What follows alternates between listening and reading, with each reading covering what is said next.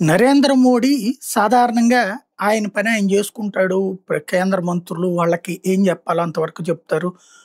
ప్రత్యేకించి మోటివేషన్ అంటూ ఎవరిని ఇంట్రెస్ట్‌గా తీసుకున్నది లేదు. ఆంధ్రాకి మాత్రం అదృష్టం వరించింది. అది అటు పవన్ కళ్యాణ్ అయినా, ఇటు లోకేష్ అయినా. పవన్ కళ్యాణ్ అంటే సరే మొదటి నుంచి నరేంద్ర మోడీ అభిమాని 2014 నుంచి కంటిన్యూ అయింది. మధ్యలో విమర్శించినా సరే వ్యక్తిగతంగా దూషించడం గాని అది చేయలేదు కాబట్టి, ప్లస్ కూటమి కంటిన్యూ చేసుకొచ్చారు కాబట్టి ఆయనని అప్రిషియేట్ చేస్తూ ఉంటారంటే ఒక ఎత్తు. బట్ లోకేష్ ఇప్పుడు నరేంద్ర మోడీకి అత్యంత ఆప్తుడు.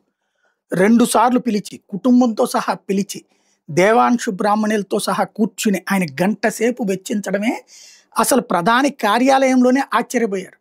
మామూలుగా చాలామంది వస్తుంటారు, వాళ్ళతో ఆయన కాసేపు కూర్చోవడం వేరు. ఒక గంట సేపు మోడీ లోకేష్తో కూర్చోవడం అన్నటువంటి ఆ అభిమానాన్ని లోకేష్ కూడా వ్యక్తం చేస్తున్నారు. నిన్నటి స్పీచ్లో చూస్తే మా మోడీ నా మోడీ అన్నటువంటి రూట్లో చెప్పుకున్నాడు. అది ఒక ఎత్తు అయితే, స్టేజీ మీద కూడా ఏదైతే ఆ ఫోటోలు దిగేటటువంటి సందర్భంలో కూడా ప్రత్యేకించి పవన్ కళ్యాణ్ యువతలకి జరిపి, చంద్రబాబును కూడా అవతలకి జరిపి మరి లోకేష్ని పిలిచి దగ్గరికి తీసుకోవడం, ఆయన చేతన ఫోటో ఇవ్వడం అన్నటువంటిది ఒక ఎత్తు.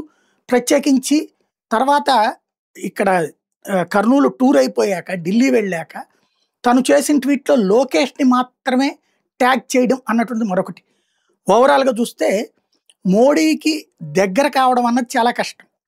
అది బాగా దగ్గర అయ్యాడు లోకేష్ అన్నటువంటి స్పష్టమవుతుంది.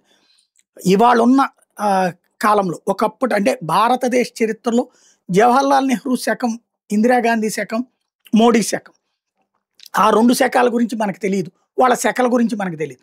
ఇప్పుడు మాత్రం ఏంటో ప్రజలందరం మనంగా చూస్తున్నప్పుడు అట్లాంటి ఒక మహా వ్యక్తి ఆదరణ పొందటం, ఒకప్పుడు అవహేళనలు, అవమానాలు, బాడీ షేమింగ్ గురయ్యి మాటల గురించినటువంటి ట్రోలుకు గురైనటువంటి వ్యక్తి వాళ్ళ అద్భుత ఉపన్యాసాలతో పాటుగా చక్కగా ఏకంగా మోడీ అభిమానాన్ని పొందగలగటం అన్నటువంటిది లోకేష్ సాధించినటువంటి ఒక ఘనత అని చెప్పాలి.